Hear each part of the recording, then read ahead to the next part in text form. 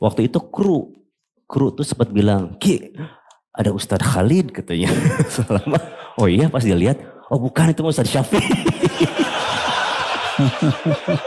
Tapi paling tidak nama saya sempat disebut. Mudah-mudahan ada karena kita sering nonton juga ya. Terus mimpi ngamen di depan rumahnya Ustadz Syafiq. Mimpi. Ini Ustadz Syafiq udah tahu belum nih? Kita saya ngamen di depan rumahnya, main gitar. Terus dikasih duit gak? Dia dalam mimpi dikasih duit gak? dia masih inget banget itu. Dia keluar cuma melototin, lihat aja, cuma diliatin.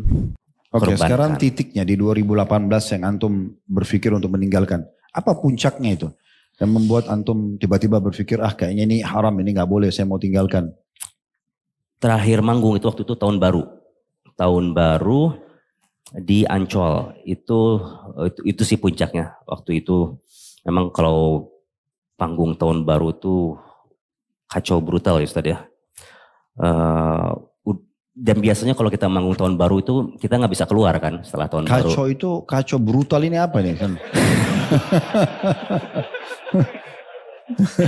Apa musuh yang masalah di situ? Saya kasih gambarannya ya. Waktu itu global saja kira-kira.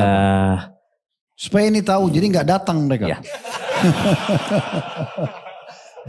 Jadi terakhir 2018 waktu itu manggung. Jadi waktu dulu kita tahu dari tahun 2017 itu sempat manggung di Ancol, tapi kita nggak bisa keluar karena penuh. Jadi tahun 2018 ketika kita manggung, strategi kita adalah kita keluar waktu subuh, biasanya sepi itu. Nah jadi pas manggung 2018, kita manggung.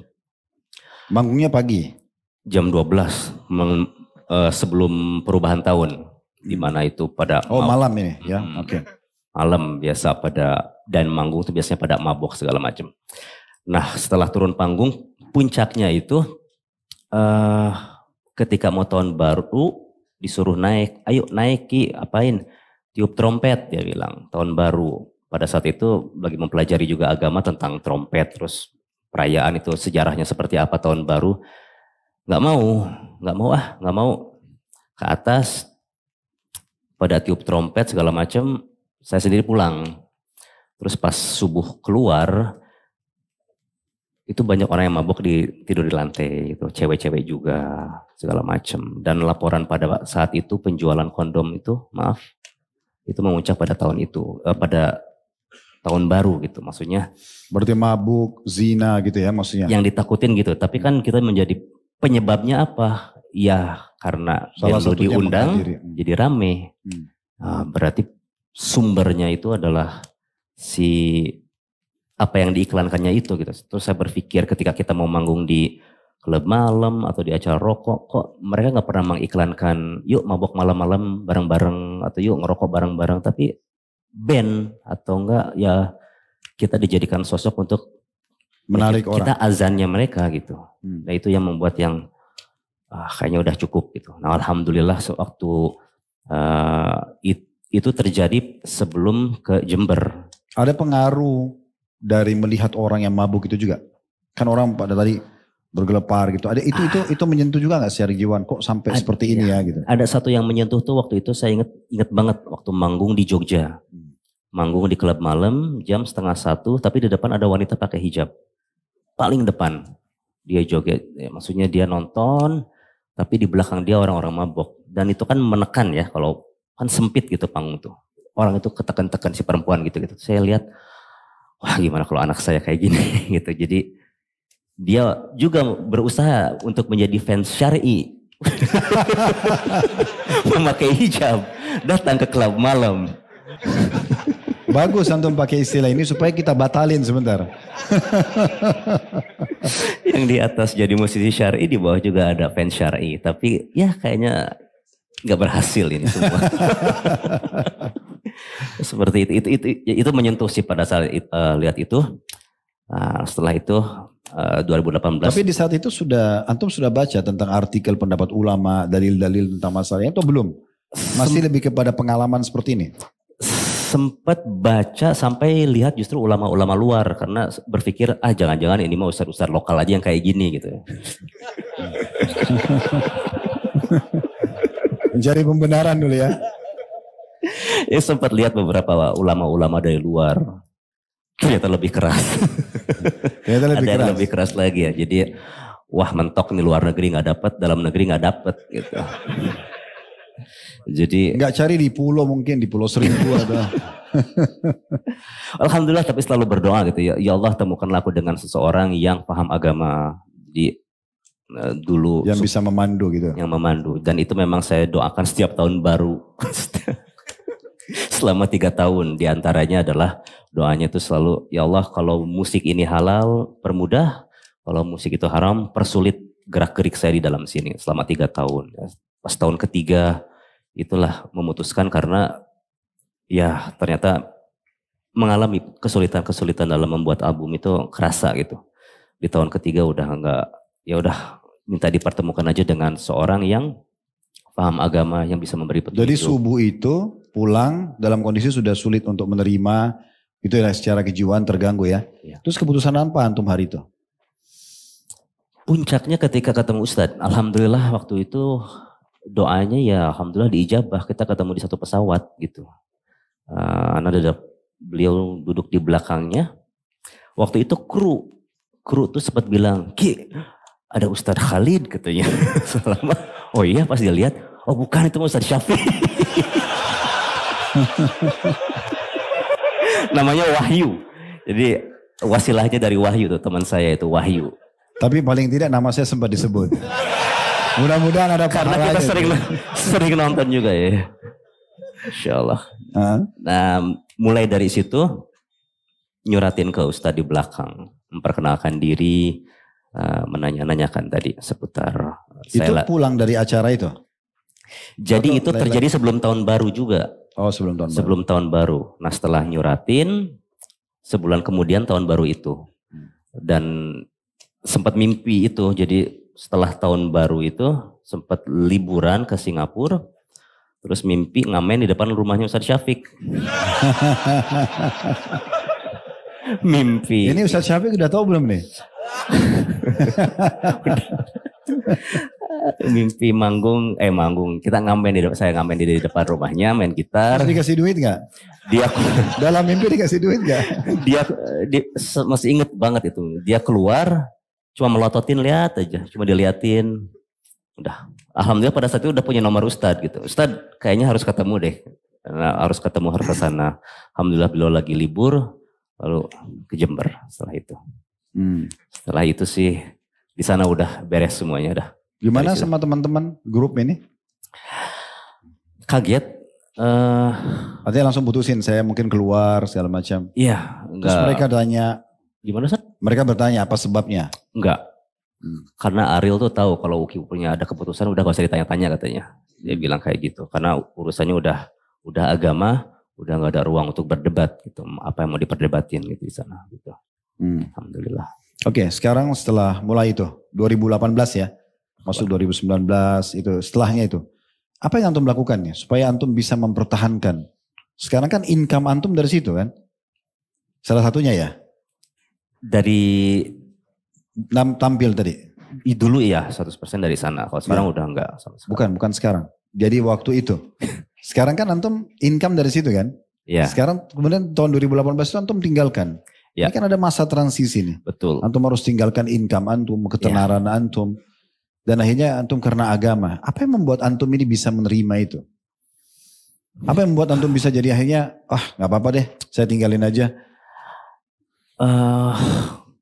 Selama 3 hari di Jember itu, alhamdulillah banyak sekali berbicara. Artinya antum sempat ke Jember, tinggal selama 3 hari. Diskusi sama para asatidz dari sana. Di sana ya, sempat ngobrol di sana dengan para asatidz, dengan beberapa murid. Jadi pada saat itu tuh hanya kamar masjid, ketemu Ustadz, muter-muter ceramah terus tiap hari. Semakin susah gitu. Dan untuk mencari celah musik syar'inya. Semakin sulit ya. Karena makin terhimpit, makin banyak hujah gitu. Dan ya itu salah satunya gitu. Karena berkaca pada 2018 sebelum ke Jember itu kan pagi-paginya Ana sudah alhamdulillah ada pagi-pagi itu ada kajian, malamnya manggung. Pagi-pagi kajian, malamnya manggung. Itu merusak batin. Sempat baca juga gitu ya, yang ada orang itu yang pagi-paginya mungkin Islam, malamnya takutnya udah kufur, ada yang sebaliknya pagi-paginya. Baca itu kayak yang jangan-jangan ini saya gitu, yang seperti ini tuh gitu. Jadi nggak bisa nemu aja gitu pagi-pagi ngaji terus malam main di klub atau manggung itu nggak. Artinya mempertemukan antara agama dengan ini susah ya kondisinya. Karena gini, tadi akan bertemu acara musik dengan mabuk, dengan perempuan, dengan tadi penjualan kondom segala macam dan terusnya dia. Hal-hal ini akan sulit sekali untuk mencari dia ini ada syari'inya ya gitu.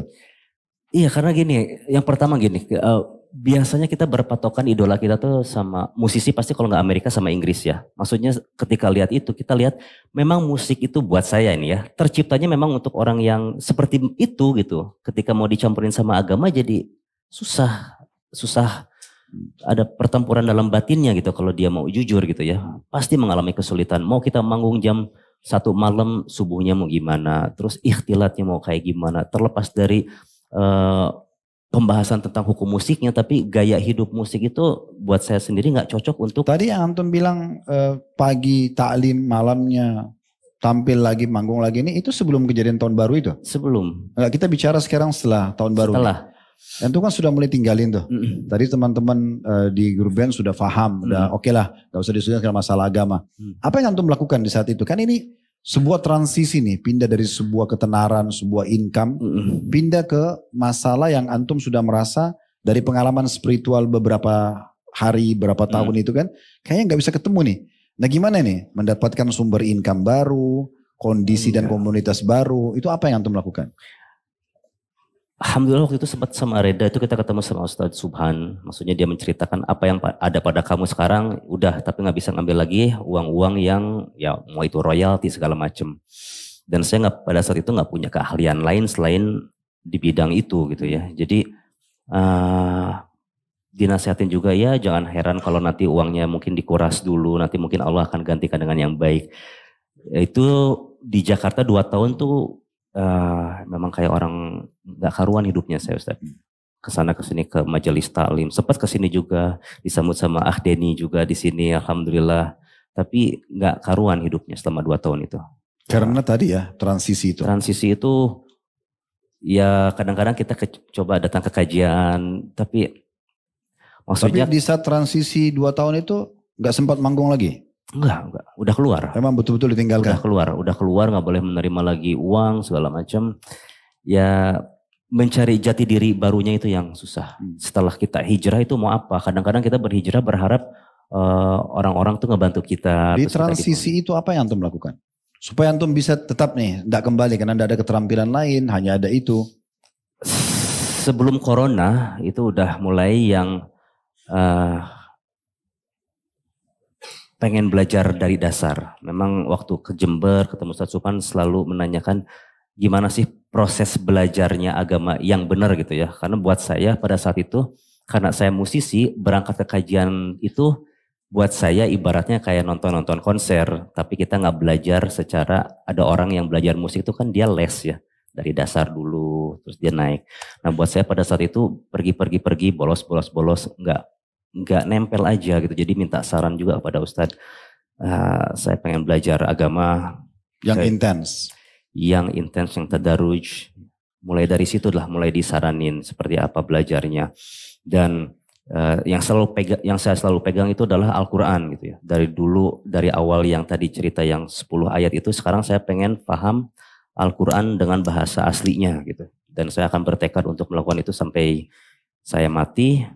Mencoba untuk memahami Al-Quran gitu. Karena seringkali musisi selalu bertanya, kalau nggak ada musik gantinya apa? Dan memang Ustadz banyak menyarankan juga, ya gantinya Al-Quran. Tapi saya jujur pada diri saya sendiri, ketika saya dengar Quran, saya nggak paham.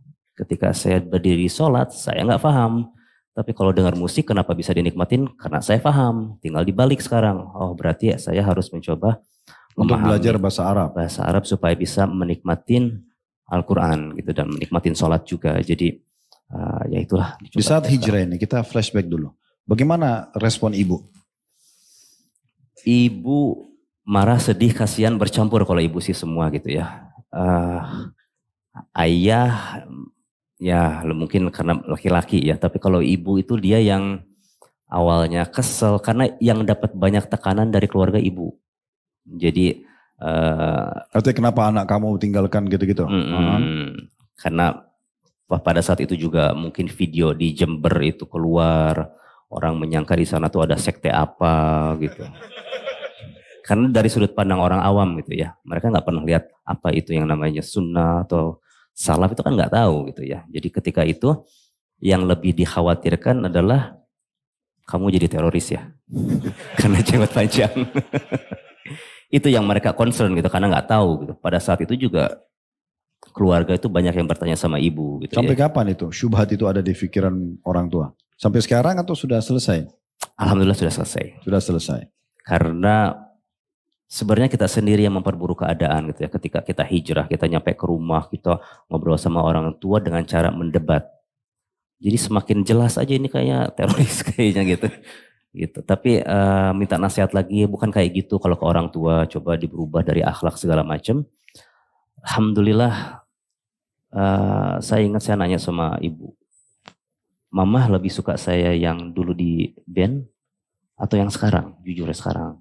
Alhamdulillah beliau jawabnya sekarang gitu. Dari situ mulai itu dia otomatis kajian juga nontonnya sekarang alhamdulillah dengan sendirinya gitu. Jadi kalau kita simpulkan poin antum bisa istiqomah setelah meninggalkan itu, apalagi 2 tahun tadi masa transisi, itu karena antum sering konsultasi sama para ustadz ya. Ada masalah apa antum konsultasi, antum tanya gitu ya. Itu berarti kiat pertama ya. Jadi sering konsultasi dengan ahli agama sehingga selalu ada jawaban. Mentok di sebuah titik tanya lagi, diberi saran lagi. Betul. Seperti itu ya. Dan yang kedua tadi tentang masalah bagaimana coba untuk belajar bahasa Arab tadi ya. Lebih memahami agama dari sumber bahasanya langsung. Kayak Al-Quran, kayak hadits begitu ya. Betul. Ya, berarti memang itu juga poin lebih mendalami agama, tapi bukan hanya sekedar hadir ta'lim seperti ini. Tapi bagaimana pribadi sendiri kalau lagi sholat, baca ayat, baca zikir, ruku, sujud itu bisa paham artinya. Seperti itu ya. Ya. Baik.